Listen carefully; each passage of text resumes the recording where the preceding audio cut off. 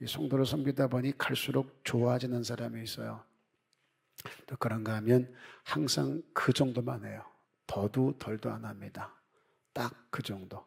그런데 처음은 그런 대로 괜찮았는데 갈수록 상태가 안 좋아지는 사람도 더러 있습니다. 우리가 주의할 게 이 부분인 거죠. 교회에 오래 있을수록 또 예배를 더하면 더할수록 또 신앙생활이 오래될수록 하나님을 더 경험하면 그 신앙이 더 좋아질 수 있어야 되지 않겠어요? 그런데 거꾸로 가는 사람들이 꽤 있습니다. 내려놓음으로 시작했던 분들이 끝에서 움켜쥐려고 해요. 특히 목사님들이 조심해야 될 부분이 여기가 아닌가 싶어요. 다 내려놓고 최선을 다했는데 어느 순간부터 끝에 가서 자꾸 뭔가를 움켜쥐려고 하더라고요. 껍데기는 화려해지는데 경건의 모양은 폼나는데 이 경건의 능력이요. 하나님이 보고 싶은 신앙은 안 볼 때가 참 많습니다. 이런 자가 되지 말자는 거죠. 오늘 23장 10절에 보면 내가 가는 길을 그가 하시나니 그가 나를 달려나신 후에는 내가 순금같이 되어 나오리라. 지금은 아니랍니다. 지금은 너무 힘들대요. 그러나 나중에는 하나님이 지나게 하시는 과정이 있답니다. 그 과정 다 지나고 나면 순금같이 된다는 거죠. 욥을 보면 인생의 굴곡이 너무 심해요. 그런데 그 결국을 보면 은혜라는 거죠. 우리의 과정도 욥처럼 힘듦을 지나겠지만 우리의 결국도 은혜가 되게 만들어 가자는 거죠. 그러려면 먼저는 받아들임, 이게 필요한 거예요. 받아들임이요. 현실을 받아들이면 다음을 준비할 수 있게 만들어 갑니다. 지금의 나를 받아들이지 못하고 지금의 환경을 받아들이지 못하면 오늘이라는 시간에 못 껴버려요. 한 발자국도 나가지 못합니다. 그러면 그 다음이 준비가 되지 않는 거예요. 그렇게 오늘의 힘듦이 내일까지 이어지게 되어지더라고요. 당부를 드립니다. 우리 서로를 좀 믿자고요. 지금만 보면 너나 나나 솔직히 별거 아닌 것처럼 보일 수 있어요. 급하면 그래도 지푸라기는 벨 수 있다는 거죠. 오늘 본문의 욥 보세요. 힘들어도 이보다 더 힘들 수가 없습니다. 죽어도 12번은 더 죽을 일을 겪어요. 그런데 그의 반응을 보면 너무 근사합니다. 욥기 1장 21절을 보면 이렇게 되어 있습니다. 내가 모태에서 알몸으로 나왔은즉 또한 알몸이 그리로 돌아가올지라. 주신이도 여호와랍니다. 거두신이도 여호와랍니다. 여호와 이름이 찬송을 받는답니다. 이 모든 일에 욥이 범죄하지 아니하고 하나님을 향하여 원망하지 아니했다. 성경 기록하고 있어요. 욥에게서 보여지는 첫 번째 원리가 있습니다. 지금 내 현실을 그냥 그대로 받아들였다는 거예요. 이게 지금 누가 한 일일까요? 묻잖아요. 누가 한 일일까요? 하나님이요. 주신이도 거두신이도 하나님이래요. 하나님은 좋은 것만 주지 않습니다. 우리에게 은혜들 일만 주지도 않습니다. 당장 볼 땐 힘들고 아픈 일도 지나갈 때가 있다는 거죠. 이걸 받아들일 수 있으셔야 돼요. 내가 왜 이런 일이 일어날까? 지금은 보이지 않지만 지나놓고 보면 하나님이 이래서 그 시간을 지나게 하셨구나. 욥은 그것을 알았다는 거예요. 그것 때문에 낙심하거나 우울증에 빠지지 않습니다. 그걸 분석하고 원망하고 안 그랬다는 거예요. 그냥 받아들였다는 거죠. 고린도전서 10장 13절 함께 볼게요. 고린도전서 10장 13절 다 같이 시작. 사람이 감당할 시험 밖에는 너희가 당한 것이 없나니 오직 하나님은 이쁘사 너희가 감당하지 못할 시험을 당함을 허락하지 아니하시고 시험 당할 즈음에 또한 길을 내사 너희로 능히 감당하게 하시느니라. 저는 이 말씀이 너무 좋을 수가 없어요. 이렇게 좋을 수가 없어요. 버티면 되는구나. 견디면 되는구나. 그 버틸 힘과 견딜 힘도 하나님이 주시겠구나.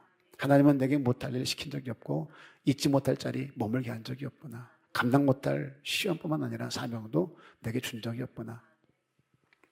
근데 그런 하나님을 만날 수가 없다는 거예요. 욥은 동방의 의인이랍니다. 사단에게 자랑할 정도였어요. 그런데 그런 욥에게도 돌이키고 수정할 게 있었던 모양이에요. 하나님이 욥을 욥되게 하시려고 의인된 욥에게도 돌이킴을 요구하시더라는 거예요. 물론 수준 차이가 있죠. 우리와 완전히 다른 사람이니까. 그럼에도 그에게 하나님이 돌이킴을 요구하셨다는 거예요. 하물며 오늘을 사는 우리들 이겨내는 거죠. 그동안 열심히 산다고 살았는데 잘 안 돼요. 그럼 계속 그렇게 살면 안 되지 않을까요? 내가 최선을 다했는데도 불구하고 뭔가 안 됐다면 이제 바꿔야 되지 않을까요? 누가복음 15장 17절 보세요. 다 같이 시작. 이에 스스로 돌이켜 이르되 내 아버지께는 양식이 풍족한 품꾼이 얼마나 많은가 나는 여기서 줄여 죽는구나. 잃어버린 둘째 아들을 찾은 아버지 비유에서 나오는 얘기인데요. 내가 일어나 아버지께 가서 이르기를 아버지 내가 하늘과 아버지께 죄를 지었사오니 지금부터는 아버지 아들이라 일컬음을 감당하지 못하겠나이다. 나를 품꾼의 하나로 보소서. 아버지 분깃을 가지고 나가서 다 잃어버렸어요. 이제 쥐없는 열매도 주는 이가 없습니다. 굶어 죽게 생겼어요. 그때 스스로 돌이켰대요. 우리 아버지 집에는 품꾼도 이 정도는 아닌데 내가 돌아가서 아버지께 나를 아들을 하지 말고 품꾼 하나로 봐달라고 얘기했다. 자 보세요. 아들이 집을 떠난 후 방탕에 살다가 다 잃어요. 줄여 죽게 됩니다. 그때 이게 아니다 싶어요. 그럼 돌이키래요. 수정하래요. 그렇게 살다가 그렇게 됐으니까 이젠 그렇게 살지 말라는 거예요. 그러면 다시 회복을 시켜주시더라는 거죠. 반지를 끼우고 새신을 신기고 송아지를 잡고 잔치를 벌이고 그리고 이렇게 말해요. 죽었다가 다시 살아난 아들이라고요. 잃었다가 찾은 아들이래요. 할 수 있답니다. 이길 수 있다는 거죠. 감당한답니다. 하나님은 감당할 수 없는 시험을 준 적이 없다잖아요. 혹여 힘들어 포기하려고 하면 끝났다 싶어서 내려놓으려 하면 하나님이 피할 길을 주신답니다. 자, 옆 사람을 깨우면서 이렇게 말해주세요. 걱정 마, 다 지나간다. 제가 그랬죠? 깨우면서 하라고요. 깨우면서 하라고요. 우리 정민 집사님 어디 가셨나요? 시골 갔어요? 다음 주부터는 밥을 조금만 주라고 해야 될 것 같아요. 이렇게 배부르게 먹고 이 시간 되면 딱 졸릴 시간이에요. 제가 이렇게 식사 끝나고 이제 오후 예배 준비하느라고 컴퓨터 앞에 앉아 있는데 너무 졸린 거예요. 전사님이 들어오셔서 왔다 갔다 하는데 제가 그랬어요. 이렇게 피곤하지 모르겠다. 너무 어렵다 그랬더니 그러니까요. 목사님이 그럴 정도면 성도들은 오죽하겠어요. 그 시간에 그러더라고요. 정신이 번쩍 나가는 거예요. 이거 어떻게 하면 좋을까. 1시 반인데 밥 먹고 나가지고 커피 마시고 막 떠들다가 조곤 잘 자라 우리 아가 앞들과 뒷동산에 계속 자장가를 불러주니까 얼마나 졸리겠냐고요. 예. 갔다가 자리 깔아놓고 비계 하나 주면은 그냥 누워 잘 파뇨. 계속 제가 인사하는 까닭은 또 누가 줬는가 보다. 저는 한 사람 두 사람 줘서는 이런 식으로 안 해요. 때로 주니까 깨우라는 거지. 저는 자는 사람 뭐라 하지 않습니다. 오죽하면 그렇겠어요. 피곤하니까. 그리고 잠을 재우면 저이기 때문에 제가 뭐라 하진 않아요. 그러나 너무 많이 조시면 설교가 아까워서라도 제가 가끔 깨우니까 제가 인사하자 그러면 누가 돌았나 보다 그러면 돼요. 아시겠죠? 네. 살다 보니 형편이 기울 때가 있습니다. 그때 이거 뭐야? 왜 이래? 그러지 말고 그냥 받아들이세요. 힘들면 그냥 받아들이세요. 돈 떨어지면 받아들이세요. 비싼 화장품 사지 말고 형편껏 바르세요. 제가 볼 땐 바르나 안 바르나 마찬가지인데 본인들은 꼭 뭘 발라야 되는 줄 알고 가을이 왔어요. 무서워요. 도장 열고 한숨 쉬지 말고 많은 옷이 없으면 느려 입든지 아니면 줄여 입든지 아니면 몸을 맞추든지 내 순에 맞게 살자는 거예요. 그거 받아들이세요. 창문문 열고 내 팔자야 네 팔자야 찾지 말고 옷이 장래 유행이 지나갔네 그런 소리 하지 말고 여러분들은 유행 따라가도 거기서 거기니까 그냥 생긴 대로 살자고요. 인사합니다. 옆 사람에게 그러려니 하고 삽시다. 그러려니 하고 사시면 돼요. 자, 이제 받아들였어요? 돌이키자고요. 오늘 8절 보면요. 23장 8절. 그런데 내가 앞으로 가도 그가 아니 계시고 뒤로 가도 보이지 아니하며 그가 왼쪽에서 일하시나 내가 만날 수 없고 그가 오른쪽으로 돌이키시나 배울 수 없구나. 하나님이 안 보인대요. 아무리 돌봐도 없다는 거예요. 우리 같으면 이해가 돼요. 그런데 욥이잖아요. 시편 139편 7절부터 10절 우리 함께 합독해 볼까요?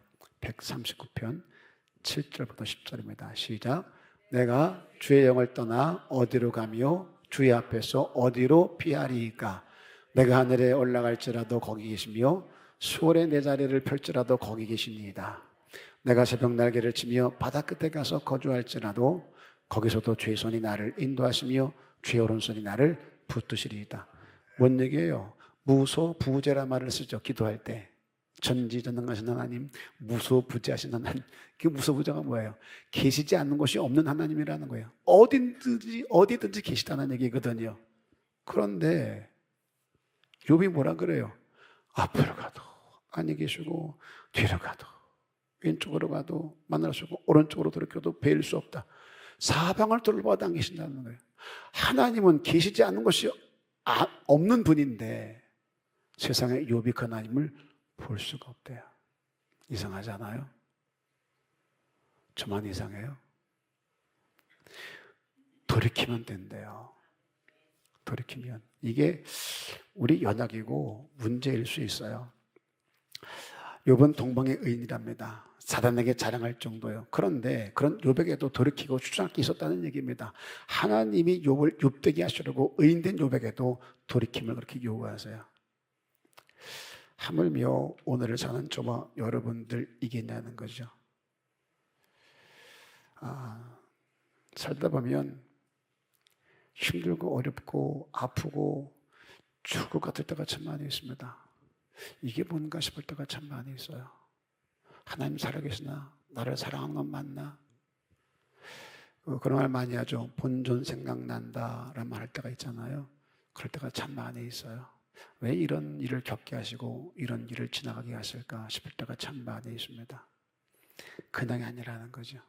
내게 말씀하고 싶은 게 있어요. 내게 원하는 게 있어요.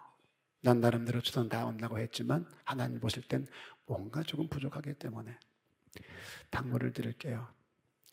때마다 시마다 염려, 근심, 걱정으로 살지 마시고 끝까지 주님 뜻대로 살아가는 저와 여러분 됐으면 좋겠습니다. 돌이킴이라는 것은 내 생각대로 내 식대로 살던 자가 이제는 주 뜻대로 그 말씀대로 사는 걸 말하는 거거든요.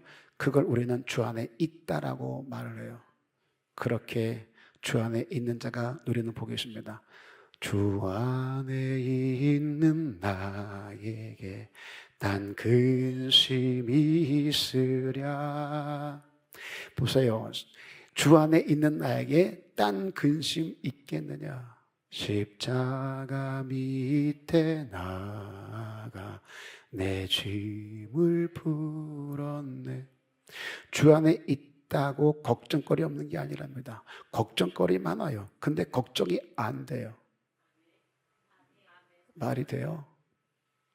걱정거리가 많아요. 근데 걱정이 안 돼요. 이거예요. 주 안에 있으면 딴 근심 없답니다. 내 마음을 지켜준다는 거예요. 환경은 누가 봐도 힘들고 어려운데 그런데 내 마음엔 평안이 와요. 그리고 십자가 밑에 나아가 내 짐을 푼답니다.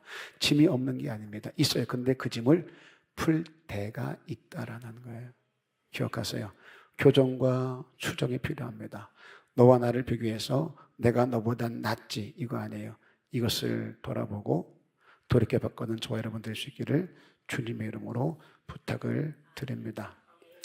마지막은 말씀을 좀 귀히 여기라는 거죠. 자, 받아들였어요? 돌이켰어요. 그리고 이제 그 말씀을 귀히 여기자.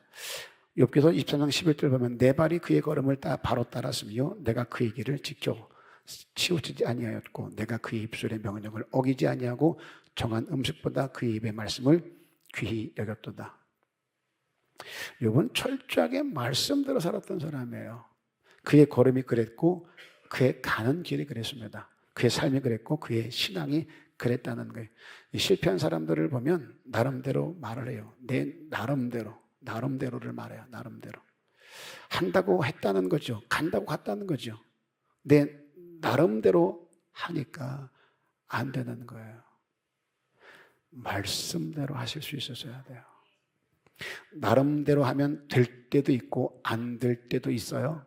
그런데 말씀대로 하면 반드시입니다. 반드시요 열매를 보게 되어져요. 될 때도 있고 안 될 때도 있고 그렇게 살지 말자고요. 반드시 열매를 맺을 수 있는 길이 있잖아요. 그러니 힘들거려도 말씀대로 당부드릴게요. 나름대로 해서 말씀대로의 삶으로 바꾸시기를 주의 이름으로 부탁을 드립니다. 내가 지금 무엇에 올인하고 있는가? 내가 지금 무엇에 다 쏟아붓고 있는가? 열심인데 뭔가 잘 안 돼요? 최선 다하는데 뭔가 안 돼요? 방향이 잘못된 거예요. 방향이. 열심도 중요하고 열정도 중요하지만 훨씬 더 중요한 건 방향입니다. 나름대로여서 그런 거예요. 말씀대로 바꿀 수 있어야 돼요. 정리할게요. 자, 받아들임이요, 돌이킴이요, 그리고 말씀을 귀히 여김이요. 예, 받아들이고 돌이키자. 그리고 말씀을 귀히 여기자. 그렇게 우리 삶의 현장에서도 넉넉히 이기고 우리만의 간증을 만들어내는 저와 여러분 될 수 있기를 주님의 이름으로 부탁을 드립니다.